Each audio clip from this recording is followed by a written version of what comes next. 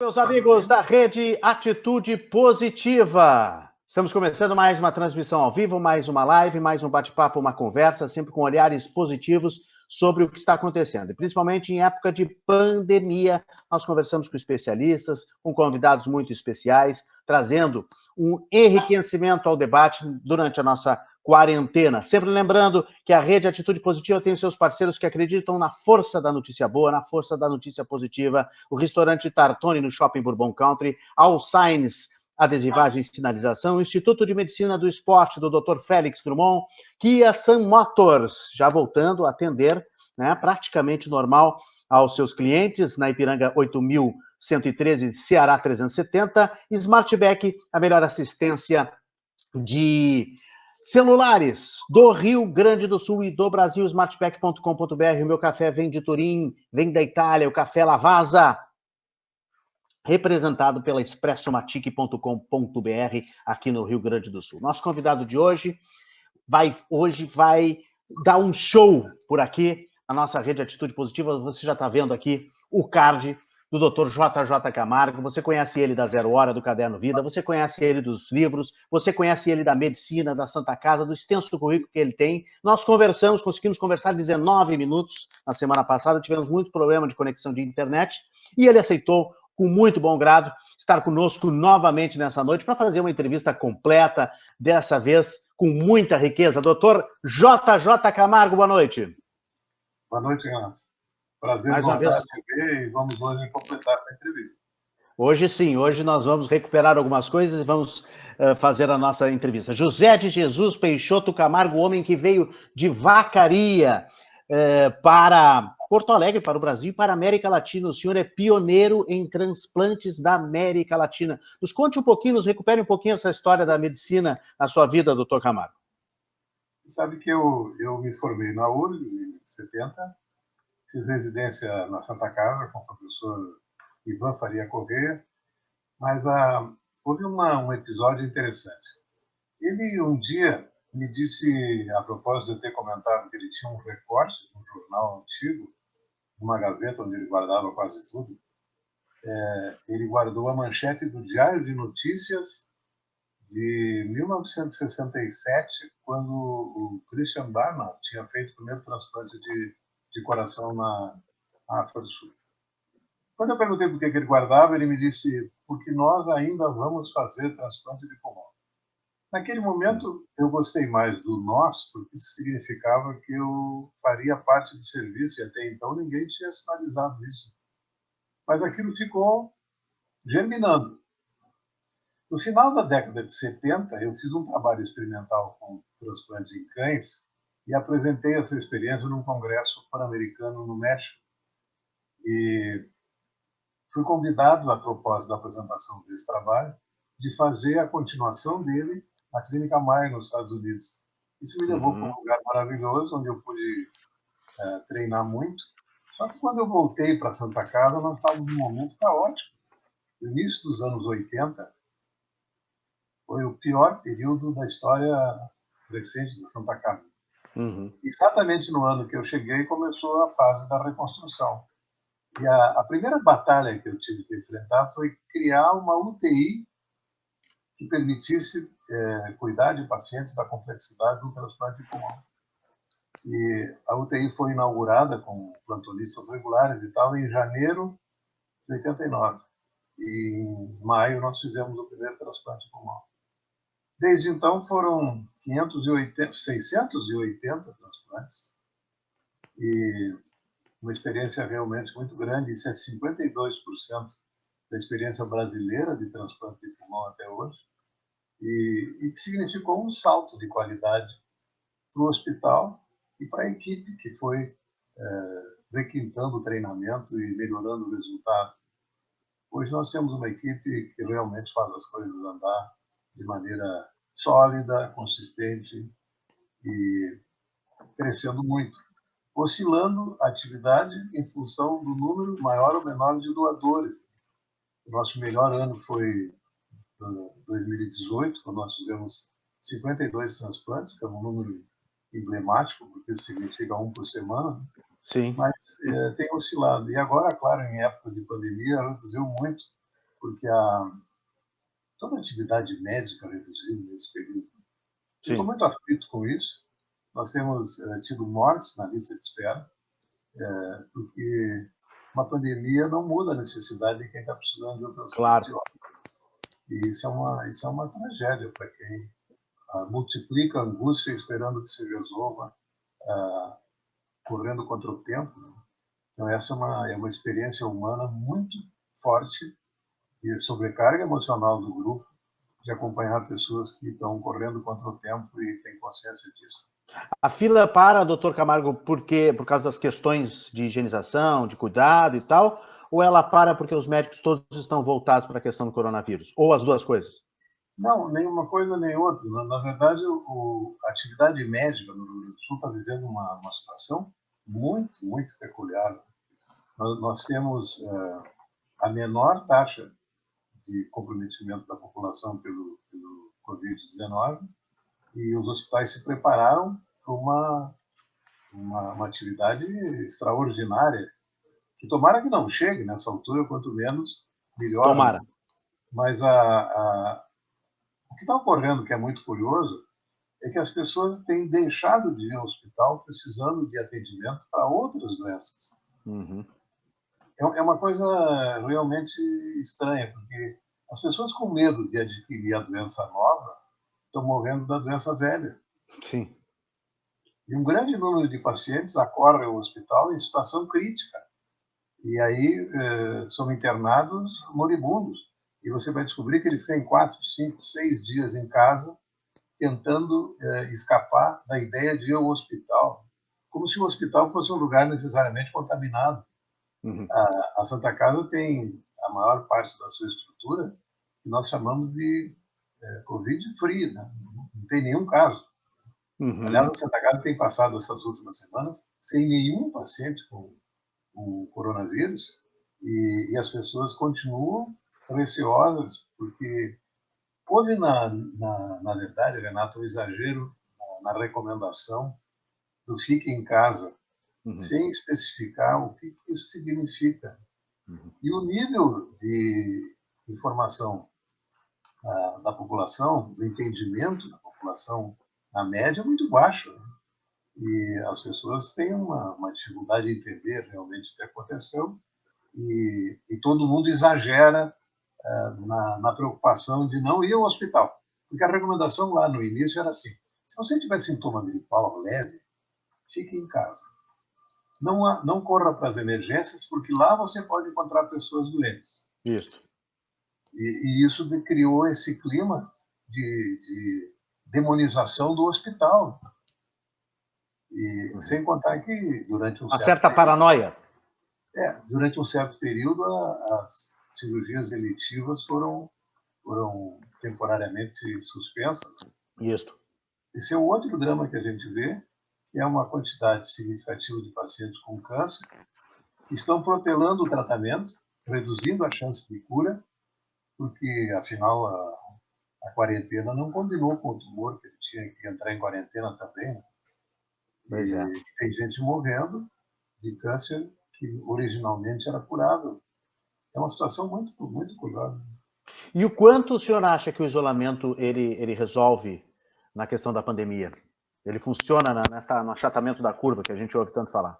Pois é, isso é uma questão importante, que hoje se sabe bem que se o isolamento for feito precocemente, ele ajuda a achatar a curva no sentido de dar tempo de que os hospitais atendam os casos graves para todos. Né?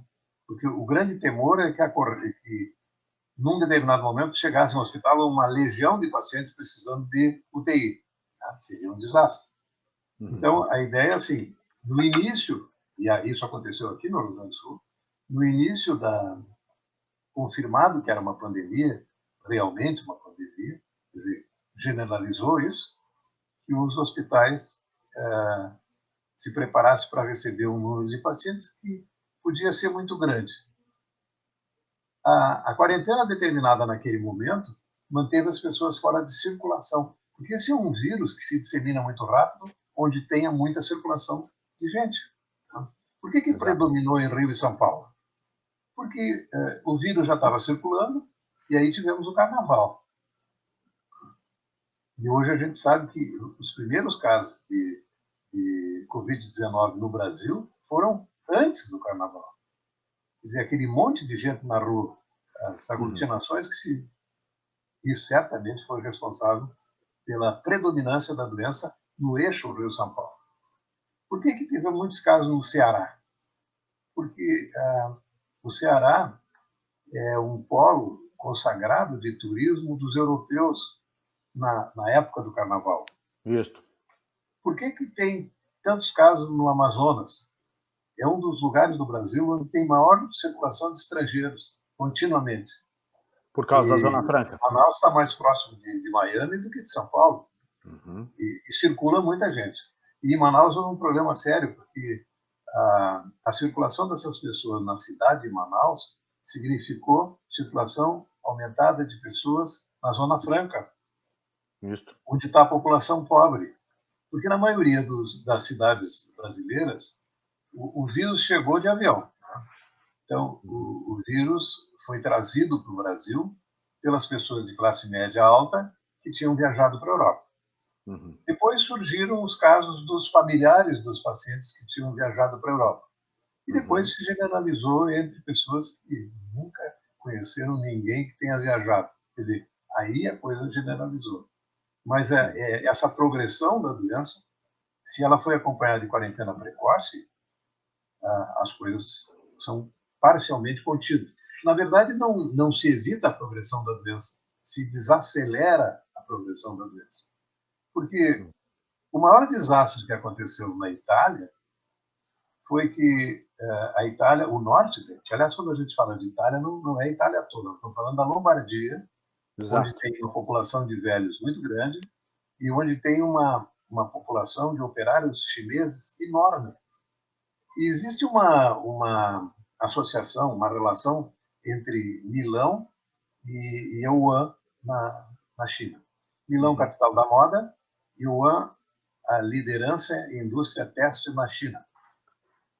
E tem, na zona da Lombardia, cerca de 15 a 20 mil chineses trabalhando. Essa população foi para a China, para Wuhan, na época do Ano Novo Chinês, que foi 25 de janeiro. Foi janeiro, é. Quando eles estavam lá, começou a epidemia. E eles voltaram rapidamente para a Itália para fugir da epidemia. Muitos deles estavam contaminados. Eles vieram para a Lombardia com o vírus, encontraram uma população idosa no auge do inverno. Isso tudo somado. Europeu. E ainda houve, por parte do prefeito de Milão, uma resistência à ideia da quarentena. Você lembra da campanha que assim, Milão não pode parar, né? Exatamente. Quando essas pessoas contaminadas, e aí é uma diferença importante, Renato, quando as pessoas contaminadas são colocadas em quarentena, aumenta o número de mortes. E você está reunindo pessoas contaminadas num espaço pequeno. Aí é o jovem que é portador do vírus e que vai ficar confinado em casa com o avô velhinho. E isso explica uma mortalidade absurda em relação à população da Itália. Né? O Brasil tem hoje 12 mil mortos, mas tem 212 milhões de habitantes. A Bélgica tem 10 mil mortos e é do tamanho do Rio Grande do Sul. Isso verdade. sim é percentual de morte enorme. O percentual correto sempre tem que ser em cima de 100 mil habitantes, né, doutor Camargo? A mídia, aparentemente, não gosta do Brasil e só noticia esse tipo de coisa. Assim. A lista dos mortos não para de crescer, mas a lista dos mortos só parará de crescer se houver ressurreições. Né? Ela vai alimentada por cada morte. Agora, qual é a curva honesta? É a curva de demonstração do número de mortes semana a semana, para determinar se a curva está ascendente, está estabilizada, está descendente. Vai chegar um momento em que ela vai ficar descendente, mas é uma coisa de demonstração semanal, pelo menos. Né? O senhor acha correto, então, pegar o aglutinado acumulado de 7 dias e comparar com os outros 7 dias e assim por diante? Exatamente. Isso é o que tem que ser feito. Que aí nós teremos uma curva real. porque senão a lista vai crescer, todo dia morre alguém, né? E nós estamos em São Paulo e no Rio, realmente no pico. A Existe uma mídia gosta dessas manchetes, né, doutor Camargo? Hoje, por exemplo, nós tivemos o recorde de 881, se eu não me engano, mais de 800 mortos em 24 horas. Então, foi o recorde, foi o maior número em 24 horas. Né? Então, a mídia mas aí, adora isso, né? no A mídia rodapé, adora uma manchete nova. no rodapé dessa mensagem está escrito que 203 pacientes foram contabilizados hoje, mas não morreram hoje. Uhum. Isso é rodapé, porque o que interessa é assim, o maior número de mortes num dia só. É um negócio, não dá para entender, né? É muito midiático. Nós estamos hoje atualizando aqui os números, já que o senhor falou, São Paulo está liderando com 3.949, quase 4.000 casos, Rio de Janeiro segundo, com quase 2.000 casos, o Ceará, que o senhor também fez a referência, 1.280 casos, é o terceiro lugar. Casos não, mortos, perdão, são mortos. Pernambuco, 1.157 e Amazonas com 1.000 mortos. O Rio Grande do Sul está lá embaixo com 111 óbitos, que é o senhor, que o senhor falou, se referiu. O Rio Grande do Sul está longe dessa lista por causa desses fatos todos que o senhor citou, né? Nós vamos entender proximamente isso, porque uma das curiosidades desse vírus, Renato, é que ele não é igual em todos os lugares. E, às vezes, dependendo do tamanho do país, ele não é igual no mesmo país. Nós temos uma expectativa boa de que ele possa ter um comportamento atenuado aqui no Sul. Nós vamos ver isso nas próximas semanas. Mas em vários lugares do mundo ele foi diferente. Por exemplo, a Lombardia foi um absurdo de incidência, mas se você falar por um napolitano lá do sul da Itália, vai descobrir que lá teve vários casos dessa virose. Então, não é a mesma coisa. E isso é uma coisa que tem sido discutida como uma característica do vírus que sofre mutações. Porque essas diferenças de comportamento sugerem que ocorram mutações do vírus. E se a mutação é tão frequente, tem uma dificuldade previsível no futuro próximo.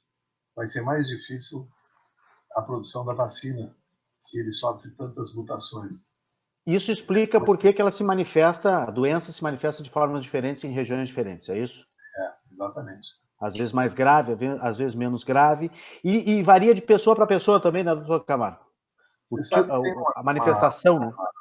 A apresentação dessa doença, ela tem 3 modelos. Tem um grande número de pacientes, que a gente só saberia quantos são se fizesse a tipagem, a dosagem, para saber. Se não testa, você não sabe.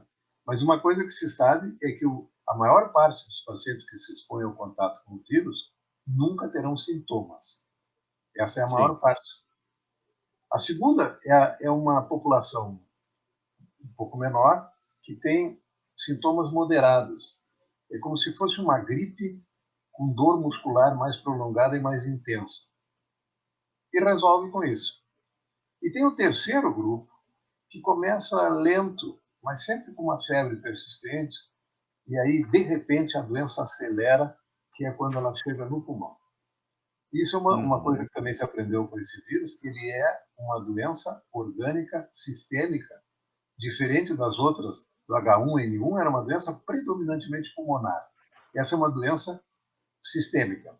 A gente tem lesão cardíaca, a gente tem focos de hemorragia localizados no cérebro, isso já foi demonstrado em necrópsia, a gente tem embolia pulmonar, e, quer dizer, o vírus tem uma agressividade, uma vez instalado, que é diferente de pessoa para pessoa, dependendo da imunidade do portador. Sim. Porque tem pacientes, que é um percentual baixo, assim, menos de 5%, que tem a doença evolutiva rápida para insuficiência respiratória. E aí precisa ir para o respirador. Dessa população, 30% pelo menos morre.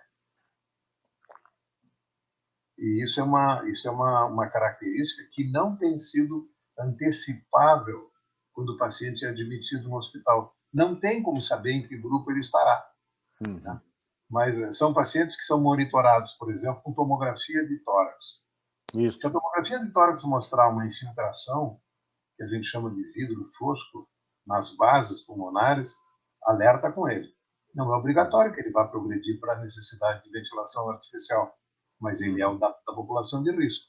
Esse paciente é o paciente que tem sido mantido, às vezes, em casa, mas com sinais de identificação de progressão da doença, muito alerta por isso. Eu tive um colega meu de São Paulo, que é meu querido amigo, que é um cirurgião torácico, e ele me disse que ele tinha noites de tanta ansiedade, de medo que a doença se manifestasse ou evidenciasse progressão rápida à noite, que ele tinha uma malinha pronta para ir para o hospital, como uma parturiente que está próxima de teu filho e que tem lá sua mala pronta. Sim, a malinha do hospital, da maternidade.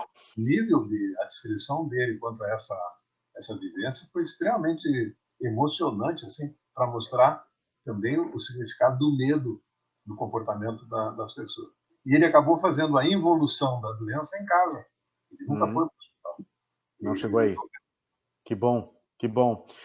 Agora a gente recebe tanta informação, agora veio à tona a informação de que as pessoas podem ter, além do termômetro em casa, podem ter também o oxímetro, né, para medir a saturação do oxigênio no corpo, não é isso? Qualquer sinal de que caiu a oxigenação é um sinal de alerta importante. Agora está se vendendo o oxímetro a varrer aí. Esses dias no site da Americanas estava em promoção o oxímetro, que não é muito barato, né? Mas, doutor Camargo, como é que o senhor está vendo essa questão da economia? E o Brasil está dividido, né? Quem acha que não pode a economia parar, quem não podemos perder emprego, o Brasil não pode parar, e aqueles que querem salvar vidas. Quando o debate, na minha opinião, não é esse, né? Não é vida versus emprego. Como é que o senhor está vendo isso? Eu acho que essa é uma questão extremamente importante. Primeiro porque a grande massa de operários informais, essas criaturas trabalhavam para comer. Né? Quer dizer, quando interrompe, o trabalho significa geladeira vazia. Então, a quarentena é uma coisa que pode ser cumprida com certo conforto por quem tem reserva econômica. Você pode atualizar as suas leituras, você pode ver os seus filmes em casa com uma certa tranquilidade. Agora, vai recomendar isso para um trabalhador informal. É a mesma dificuldade que a gente tem em relação ao isolamento. O isolamento é absolutamente impraticável entre os pobres, que dormem em casebres, e são amontoados, é uma das coisas que a miséria faz, é amontoar as pessoas, e agora começa o frio. Imagina a surpresa de uma pessoa pobre que mora em uma comunidade miserável, que ele deve se manter distante das pessoas, como se o calor do outro não fosse o melhor cobertor que ele dispõe. Então, realmente é uma situação muito complicada. Por outro lado, não há uma maneira de o governo bancar esse tempo que o desempregado fica em casa, tanto que essa proposta de suporte de R$ 600 mensais é trimestral. Né? E o que vai acontecer depois dos 3 meses? O governo não tem o dinheiro que o americano tem para oferecer para a população que necessite.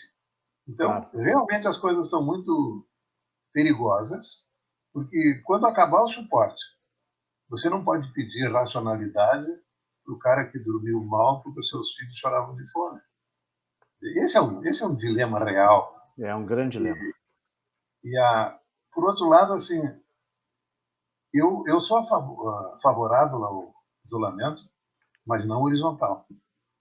Porque se nós separarmos a população obreira do Brasil, nós temos um grande número deles abaixo de 40 anos de idade.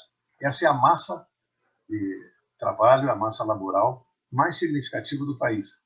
Essas pessoas, se tiverem contato com a infecção, vão superar muito bem. A mortalidade é uma coisa assim, 2 em 1000. Né? É uma coisa realmente muito improvável. O que nós temos que proteger são os velhos, e especialmente o velho que tem doença crônica. E aí se destaca diabetes, enfisema e cardiopatia. Não se sabia, quando começou a pandemia, que o vírus compromete a função do coração. Se o indivíduo tiver um coração, um basal ruim, ele tem uma chance muito significativa de entrar em insuficiência cardíaca e criar uma situação de urgência dentro de um quadro infeccioso que, em princípio, não devia misturar as doenças. Então, o confinamento cria esse problema e cria essa perspectiva de grande angústia pelo futuro econômico do país.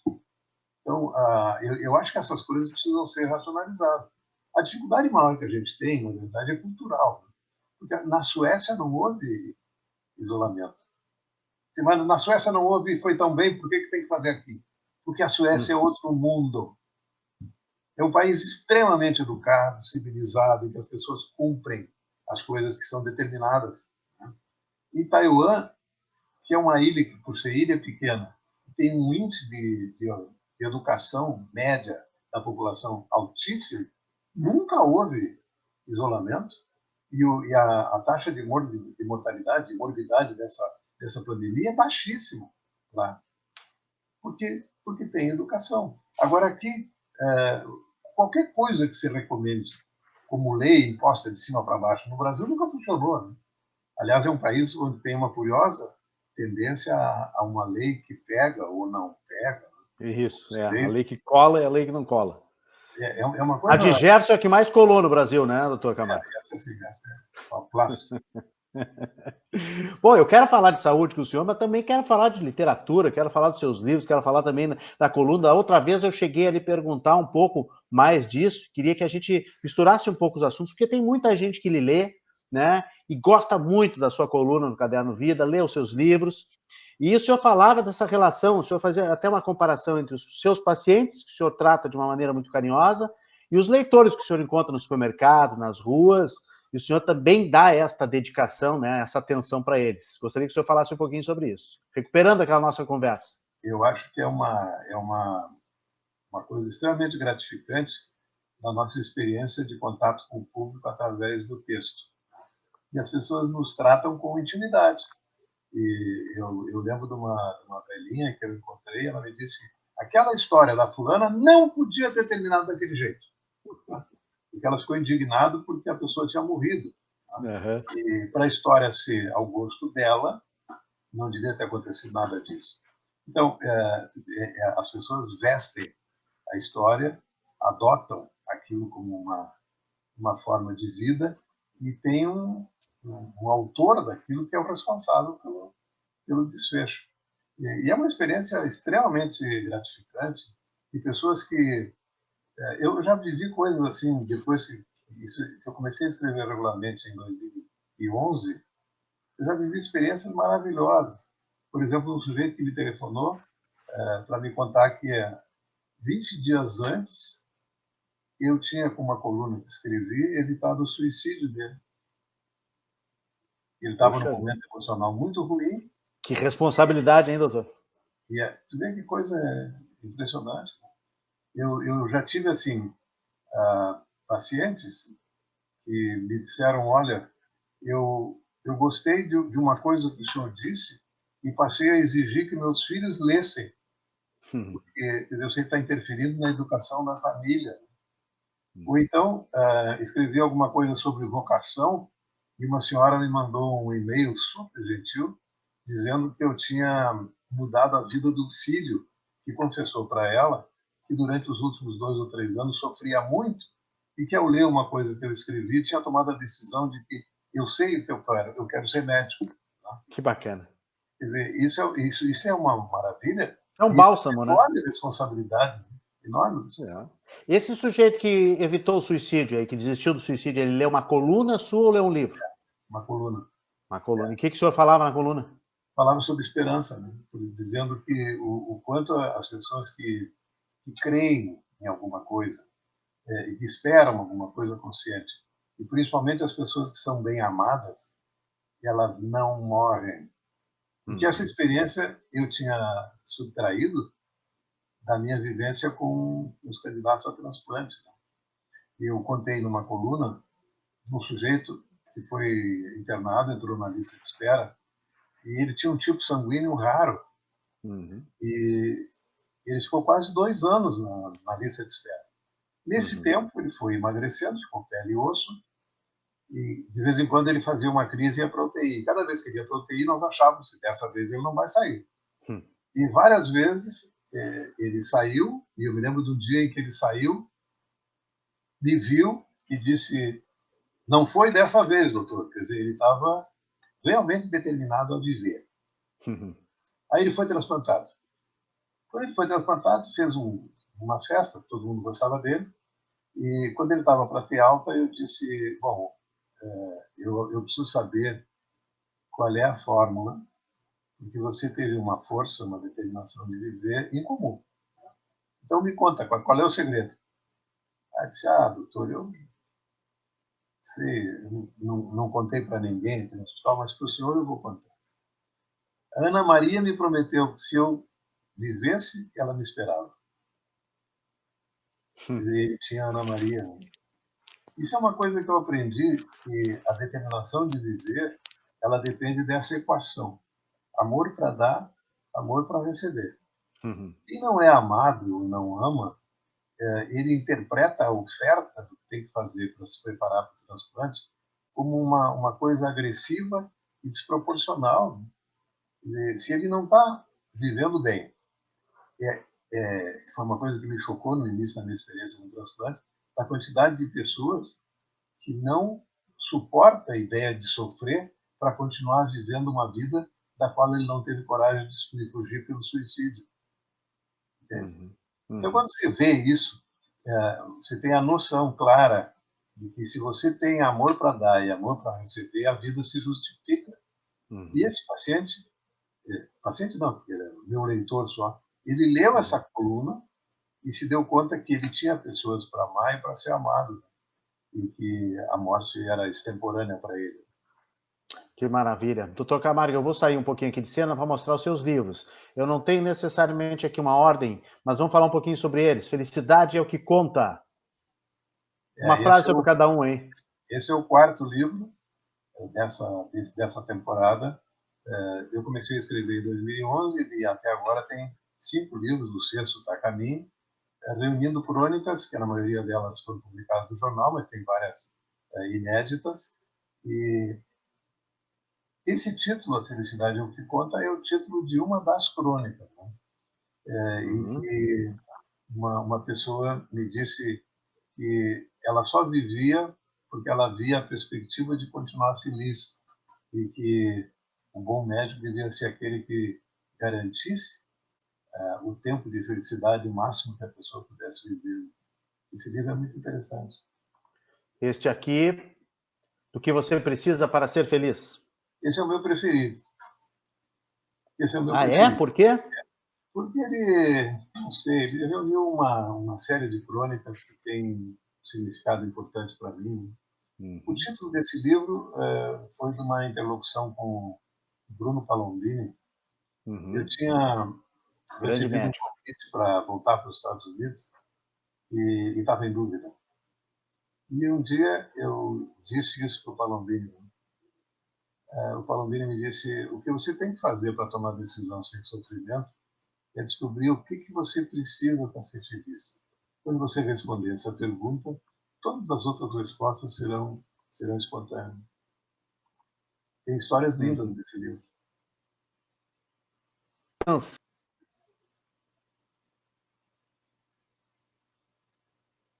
Alô, o senhor está me ouvindo? Estou te ouvindo, sim. Eu pensei que livros fossem que nem filhos, a gente não tivesse preferidos. Amasse todos por igual. A gente ama em segredo, não conta para ninguém. Não pode revelar, né? Nós temos mais aqui esses livros de crônica maravilhosos, das suas histórias. Esse aqui, olha só, tem uma história interessante, que esse aqui eu recebi de presente esta semana. A semana passada que eu entrevistei, né?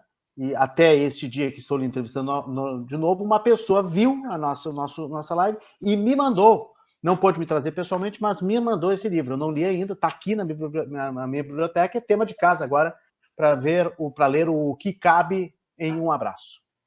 Cabe um abraço, eu tenho o título da crônica, que o título desse livro, ela é uma história interessante. É a história de um sujeito, filho de um grande empresário, que era um homem extremamente bem-sucedido, e o filho sofria com a sombra do pai. E ele recebeu um convite para trabalhar em Londres e foi para lá. E como o sucesso estava no DNA dele, ele se tornou um líder em investimentos em comércio internacional e subiu rapidamente para a titularidade de uma grande companhia de investimentos em Londres. Só que esse sucesso todo o afastou da família. Uhum. E um dia a mãe, que sempre reclamava dele nos telefonemas, ela chorou no telefone e quando ele quis saber por quê, ele disse porque o teu pai está muito doente. E se você puder vir para esse Natal, ele vai gostar de te ver. Aí ele aproveitou o feriado Natal, Ano Novo e veio para Porto Alegre. Quando ele chegou aqui, levou um susto. A mãe tinha deixado de pintar o cabelo e ele percebeu o quanto ela era velha e o pai estava pele e osso. E aí ele várias vezes tentou se desculpar com o pai e o pai dizia: meu filho, esquece isso. Você me deu a maior alegria da minha vida de se tornar a pessoa bem-sucedida que você é. E aí um dia ele estava na cozinha conversando com a mãe e o pai mandou chamá-lo e disse: meu filho, venha cá com a sua mãe, porque eu não entendo de morte, mas eu acho que é isso que está acontecendo comigo. Me abracem. Aí eles fizeram uma capelinha em volta dele e ficaram abraçados até que ele percebeu que o pai já não estava. E aí ele me confessou que nesse dia ele descobriu que as coisas mais importantes da nossa vida cabem num único abraço. Pô, doutor Camargo, isso aí é para emocionar profundamente, hein? Eu fiquei aqui sem palavras. E aí, os seus livros e as suas histórias, suas colunas, então, obviamente que tem muito de verdadeiro, de experiências pessoais, coisas que as pessoas lhe contam. Tem uma coisa importante na produção de uma história assim, que é preservar a identidade da pessoa. Claro. Não dá chance de dizer, olha, eu conheço esse cara. Não. Às Identificar, vezes eu claro, né? inverto, eu tenho que mudar o sexo, o homem, eu faço que isso seja uma história da mulher, Uhum, uhum. e ninguém Dá uma vai... romanceada, dá uma romanceada. Isso é obrigado para proteger a identidade. Né? Claro, Porque tá certo. isso seria uma violação de privacidade. Privacidade, né? Claro, claro. E esse livro aqui, A Tristeza Pode Esperar. Esse foi o primeiro. Esse foi o primeiro. Esse livro tem uma coisa interessante, porque cada vez que saía um outro livro, eles faziam uma outra edição dele. Né? Isso é comum, né? Sai um livro que tu lê, gosta, e tu vai atrás de outros. E esse Uhum. foi o primeiro. E ele foi, eu acho que é a sétima ou oito, acho que está na oitava edição. Esse livro é muito interessante. Esse livro tem é o único que o título do livro não é o título de nenhuma crônica. É a última frase da última crônica. Olha só. É uma história lindíssima, lindíssima. É uma das minhas preferidas como história. É uma história do... Nós tínhamos, no início dos anos 80, descoberto um método que tinha sido anunciado por um sueco, que se a gente injetasse soro gelado na coluna, isso aliviava a dor durante horas. E o resfriamento das terminações nervosas provoca uma anestesia que não é definitiva e nem é tão duradoura. Mas enquanto ele estava sob efeito, dura lá umas 8 horas de absoluto controle da dor. E um sábado de manhã, eu entrei no quarto de um paciente que tinha um câncer com invasão da coluna e ele gemia de dor. E aí eu perguntei se a morfina não estava suficiente e ele me disse, não, doutor, não é esse o problema, é que hoje às 6 da tarde a minha filha caçula casa na capelinha lá da Vila Assunção e eu não vou poder entrar na igreja com ela. Aí eu saí dali completamente desconfortável e fui falar com o anestesista e resolvemos que nós íamos fazer um mutirão para colocá-lo na igreja. E foi uma coisa emocionante, né? E preparamos tudo para ele receber o resfriamento da coluna pouco antes da cerimônia.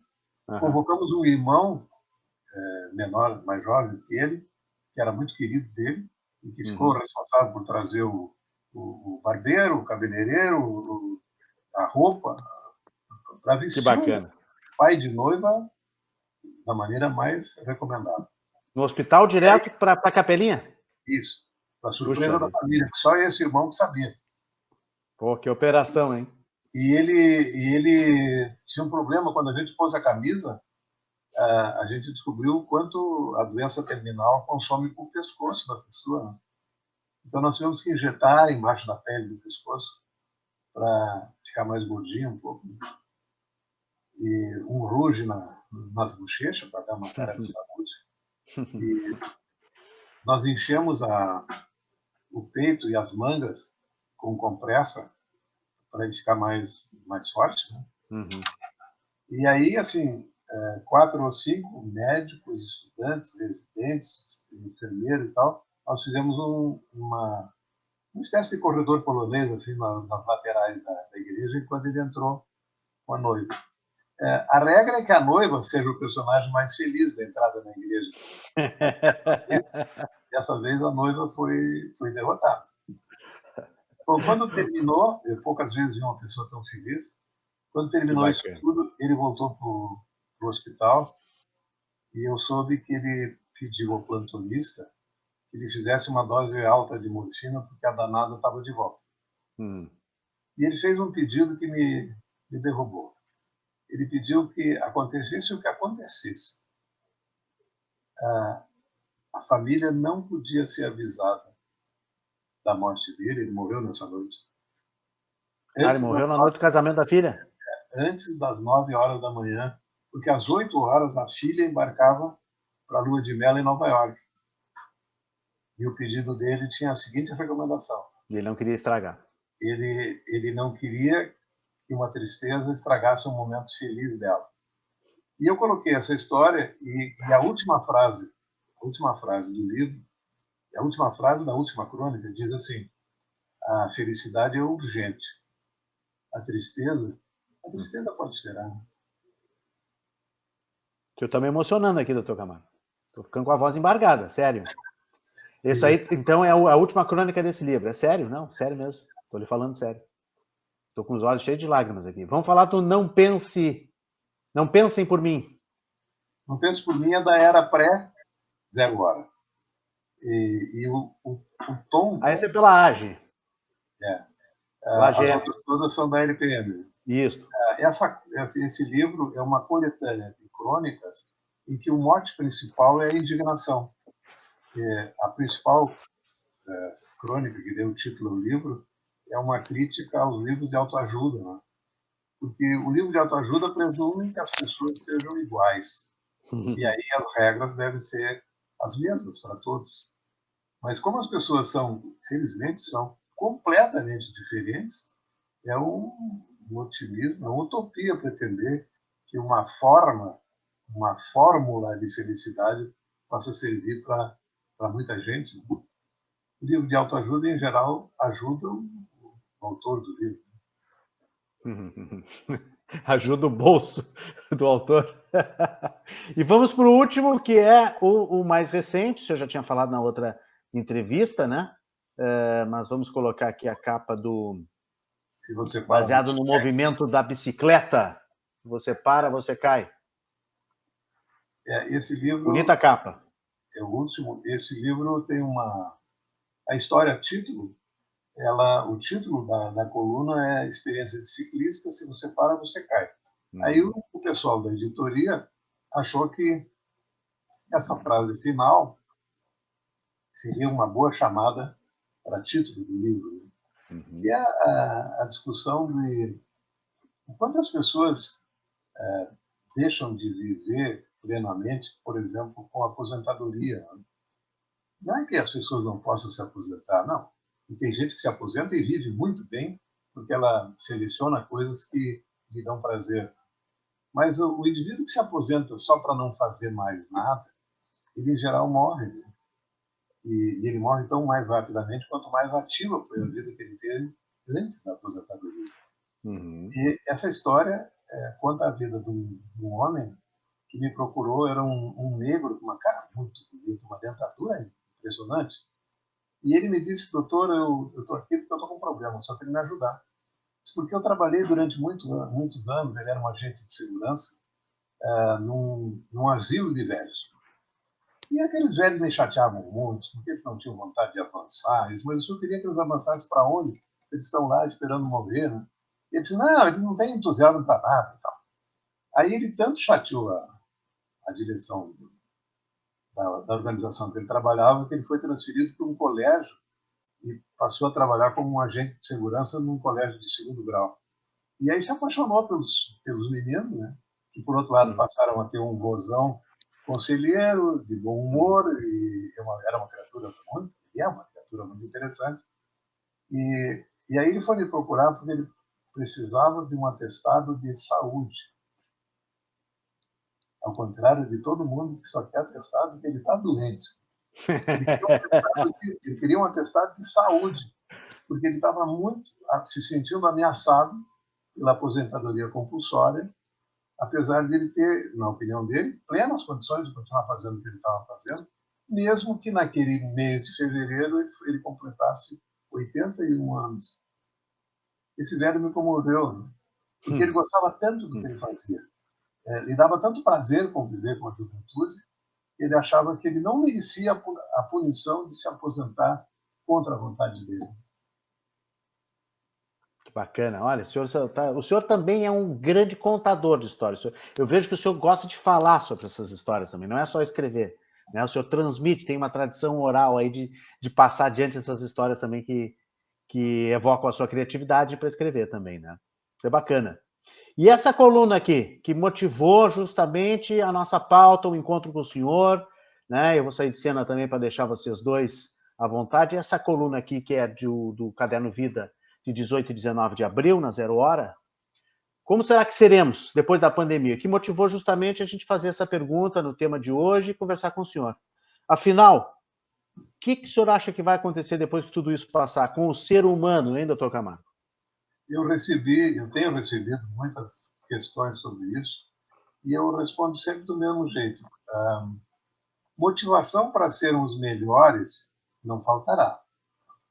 Porque toda vez que nós nos expomos a uma situação de risco, a uma situação de vulnerabilidade máxima, nós nos damos conta de que nós somos muito pequenos e que quando estamos diante de uma ameaça real, nós precisamos recuperar forças que nós nem sabíamos que tínhamos e que numa pandemia tem uma característica original que essa geração ainda não conhecia, né? Que é o sofrimento é coletivo. Não tem ninguém, essa é uma enfermidade absolutamente democrática. Tá todo mundo no mesmo barco, né? E isso deixa as pessoas com uma sensação de vulnerabilidade muito grande. Uma coisa que atormenta é não saber quando é que isso vai terminar. A gente estima, tem algumas previsões, mas eu comparei a quarentena, nessa coluna, a estar preso numa solitária. Se você for condenado a ficar 30 dias no solitário, sem direito à luz natural, você tira de letra isso, porque a contagem regressiva dos dias nos manterá animados. Porque a esperança se alimenta de prazos. E quando não tem prazos, você fica sem esperança, que é uma maneira de gerar ansiedade e tal. E tem havido inúmeros casos, é impressionante como aumentou o número de pessoas que procuram recursos psicológicos, psiquiátricos, por transtornos emocionais relacionados com o sofrimento silencioso, o sofrimento sem perspectiva imediata de solução, e com vários fantasmas mexendo na vida das pessoas. Então, assim, motivos para nos sentirmos melhores, ou estimarmos que seremos melhores no futuro, não faltarão. O que eu tenho de medo é que a nossa história não favorece isso. Não favorece a melhora das pessoas. A nossa ser humano, a nossa Brasil, quem é nós? O ser humano, quando ele passa em experiências muito mais traumáticas do que essa, como, por exemplo, as guerras, o que as guerras produzem? A Segunda Guerra morreu 50 milhões de pessoas. O que restou da história da Segunda Guerra? Pessoas mais rancorosas e mais vingativas. Não é mesmo? Até hoje se contam em cinemas, em filmes, em livros, histórias de formas de sofrimento máximo que foi imposto a indivíduos que sofreram sem nenhuma justificativa. Mas isso tudo inspirou vingança depois. Eu acho que se a gente tiver que ser bem otimista, nós temos que ter pelo menos duas lições. A primeira é de que nós temos que cuidar melhor do planeta. O planeta está muito mal tratado. E eu li, não sei se chegasse a ler, eu achei uma coisa emocionante, o relato das pessoas que vivem no norte da Índia e que subiam aos telhados para ver a imponência do Himalaia, que agora Emocionante. no horizonte, Exatamente. que durante 30 anos era não viram, não conseguiam enxergar por causa da poluição. Então, eu acho que essa imagem é uma imagem histórica. Que a gente possa pensar na poluição como uma perda de qualidade de vida e que ver o Himalaia fosse uma espécie de colírio do futuro seria uma coisa muito boa. O grande risco é a gente não aprender nada, né, doutor Camargo? Exatamente, esse é o problema. E eu estava dizendo assim, o histórico da nossa reação à tragédia não é positivo, infelizmente não é. A outra coisa que eu acho que é importante, sim, nós vamos sair melhores do ponto de vista de conexão usando instrumentos digitais. Né? Isso sim. Nós vamos aprendendo e eu tenho feito assim 3, 4 intervenções semanais por via remota e acho isso uma contribuição. Isso é maravilhoso. Nós fizemos na Academia Nacional de Medicina um encontro com a Academia Inglesa, com a Academia Francesa, com a Academia Espanhola, com a China e na quinta-feira passada com os sul-americanos. Foi maravilhoso você ouvir assim pessoas, 14 convidados, para contar a sua experiência local com a pandemia e interagir com essa gente toda. Achei realmente uma coisa importante. Isso tem estimulado a telemedicina. A telemedicina é uma coisa muito mais antiga do que a gente pensa hoje, né? Quer dizer, as coisas que ela funciona muito bem. Por exemplo, em laboratório, maravilhosa. Na interpretação de exames do tipo radiológicos. Tem hospitais da fronteira do Rio Grande do Sul com a Argentina que tem laudos. Eu recebi várias vezes, assim, o paciente veio de São Borja e aí o exame é assinado por um radiologista maravilhoso que trabalha no hospital onde eu trabalho. Né? Porque ele faz parte de uma rede que recebe imagem, interpreta como se estivesse na própria cidade. Maravilha. Mas o que eu chamei a atenção é que isso não pode ser uma generalização no atendimento médico, por causa de uma coisa muito importante. A medicina se baseia em compaixão. E compaixão é um sentimento que não se contenta em ser visto. A compaixão tem que ser tocada. E que se, do ponto de vista de futuro, houver essa generalização e a preservação da relação humana for subestimada, nós estaremos irreparavelmente perdidos. Porque tem uma coisa que é básica. É parte do sentimento humano, da nossa natureza, aproveitar o calor, o toque, o cheiro. Isso faz parte da natureza humana. As relações pessoais à distância, elas podem ser paliativas em uma situação como essa, em que você é melhor que veja assim do que deixe de ver. Mas isso não é uma solução. Eu estou louco para terminar essa quarentena e fazer com que as mãos voltem a ser instrumento de afeto e não só coxa para álcool gel. E não só ficar sentado na frente da câmera também. Ou seja, a telemedicina, essa semana eu já recebi aí, eu sou cliente Unimed, já recebi um e-mail dizendo que a Unimed vai partir para essas teleconsultas, né? Ou seja, é uma ferramenta lícita, pode ser usada, mas não pode substituir tudo. Não pode substituir a relação paciente-médico. Eu tenho uma situação que foi noticiada pela BBC News. A BBC News mostrou um caso de um homem de 78 anos, o sobrenome dele era Quintana, ele devia ser mexicano, mas isso foi na Califórnia. Uhum. Ele recebeu um funcionário do hospital trazendo um robô, ligou na parede e apareceu no screen o médico dizendo que a situação dele era muito crítica e que ele ia morrer nos próximos dias. E boa noite. Né? Desliga o robô e vai embora. Você não tem nenhum estímulo para abraçar o robô. Né? Ausência de sentimento total. Doutor Camargo, nós estamos indo para o final, fechando 1 hora já de uma conversa maravilhosa. Deixa eu só registrar aqui, ó, algumas pessoas muito legais que estão conosco, curtindo. O seu colega, doutor Marcelo Tadai Rodrigues, pneumologista, é o meu pneumologista, seu colega de Santa Casa, né? Meu queridão, grande amigo. O Tadai foi o nosso primeiro entrevistado aqui nas nossas mais de 25 lives que já fizemos, foi o nosso primeiro entrevistado.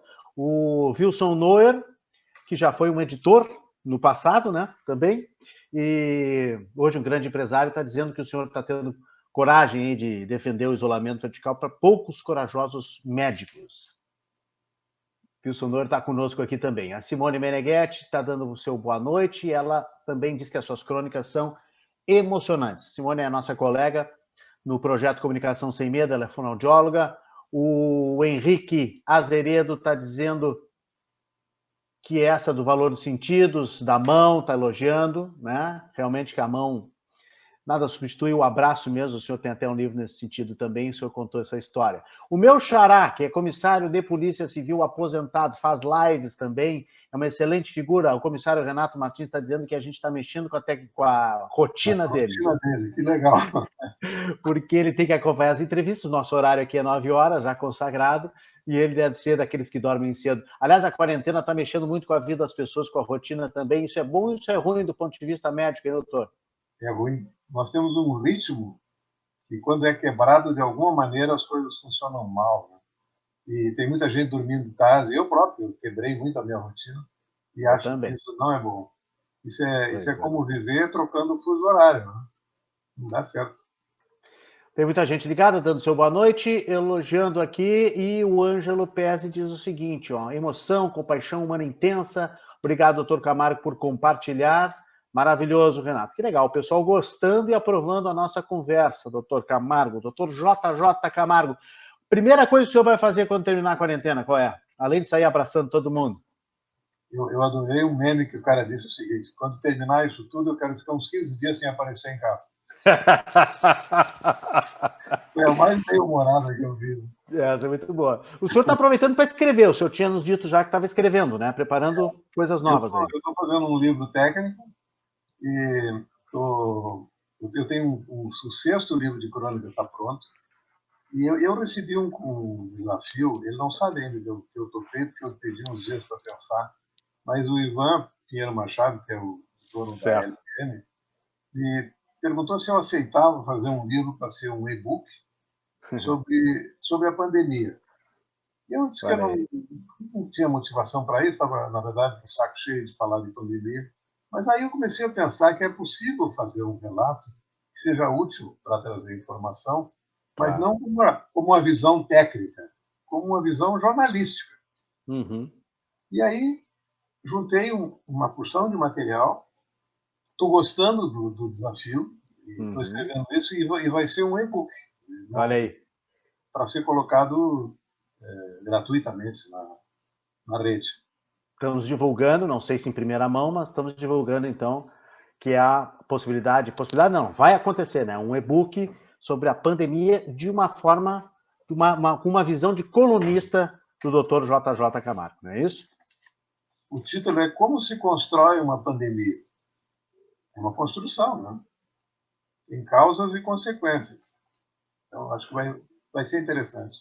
Já que o senhor falou em jornalismo, eu queria lhe perguntar, encerrando, nós fazemos aqui muitas lives, muitas entrevistas, fazemos um site, um canal de vídeos, um podcast só de notícia boa. Notícia boa quer dizer notícia construtiva e transformadora, aquela que muda, ajuda a mudar a sociedade, né?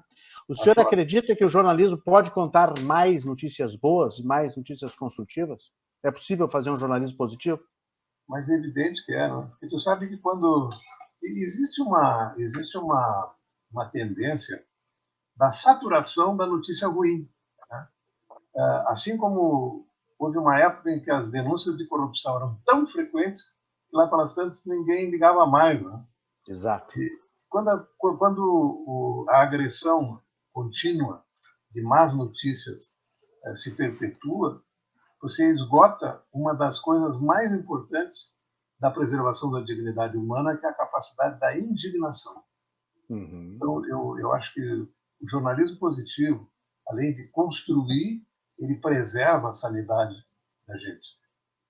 Parabéns pela tua iniciativa e foi um prazer muito grande participar. Que bacana, doutor Camargo. Muito obrigado. Nós é que agradecemos. José de Jesus Peixoto Camargo. Um bom trabalho, uma boa quarentena e que a gente continue lendo bastante o senhor por aí. Muito obrigado. Obrigado, boa noite. Boa noite, J. Camargo, nosso convidado de hoje aqui na Rede Atitude Positiva. Agradecendo a todo mundo que mais uma vez esteve conosco aí.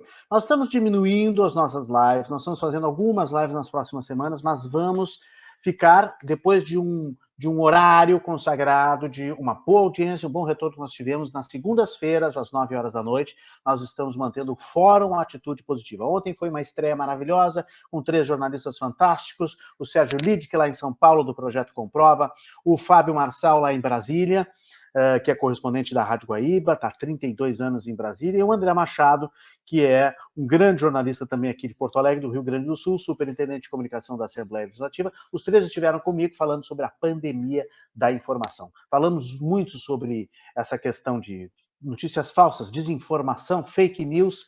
Está tudo lá no YouTube, já está o vídeo editado no YouTube do nosso Fórum Atitude Positiva, quase 1h20, 1h15, 1h20 de programa, e na próxima segunda-feira nós teremos um novo Fórum Atitude Positiva. Mas essas entrevistas especiais, como você viu, do Dr. JJ Camargo, nós estaremos também ainda colocando no ar, com muita gente boa, com muita gente interessante que fala aqui para você. E você não precisa necessariamente estar ao vivo conosco, você pode ver depois no Facebook, você pode ver no nosso canal de YouTube. Aproveite para se inscrever no canal Atitude Positiva com Renato Martins. Se inscreva lá no nosso canal de YouTube, confira o podcast também no Spotify. A melhor maneira de você fazer tudo isso é você entrar no nosso site, deixa eu colocar aqui o nosso site, que é o atitudepositiva2020.com.br. Você entra lá, nossos artigos estão lá, à direita, todos os links para as nossas redes sociais.